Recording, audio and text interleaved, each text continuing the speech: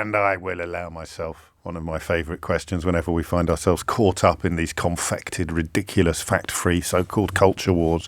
What are these people really cross about? What is it that has really got the goat of various, usually of a certain age, men and women who think that there's something egregious about the tearing down of a statue of a mass murderer? 12,000 children, incredibly, were part of Colston's active role in the enslavement of 84,000 Africans, 19,000 of whom died en route to the Caribbean and America. So what possible rationale can there be for people objecting to the idea that if the authorities can't be relied upon to excise a hate crime like that, then it falls to the citizenry?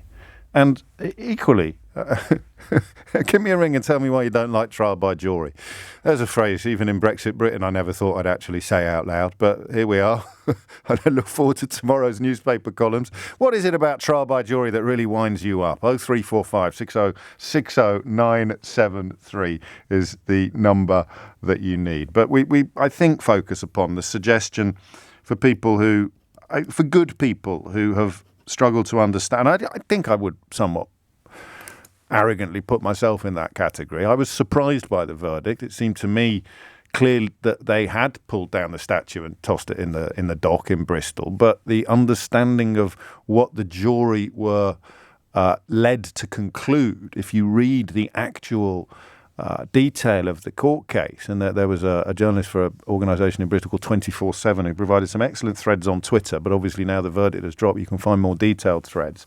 The basic case is pretty simply that the crime of venerating a murderer, the public veneration of a mass murderer and slaver,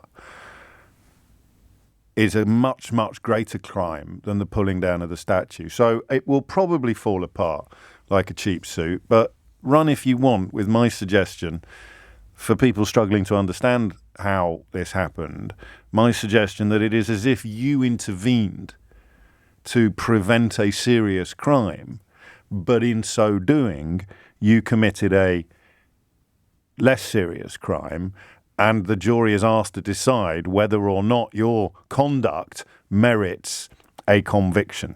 I'm close to patting myself on the back at 23 minutes after 10, but I think it really is that simple. The more I read into the detail of the case and speak to actual expert witnesses, obviously you're free to get your input from Sun columnists who were nowhere near the courtroom, but you've just heard from an expert witness. The more I process that information and that testimony, the more confident I am that this is a case of two wrongs not making a right, if you like. So, or two wrongs even making a right, because you've got a terrible crime, which is the public veneration of a terrible criminal, being solved, if you like, or absolved by the conduct of these four people.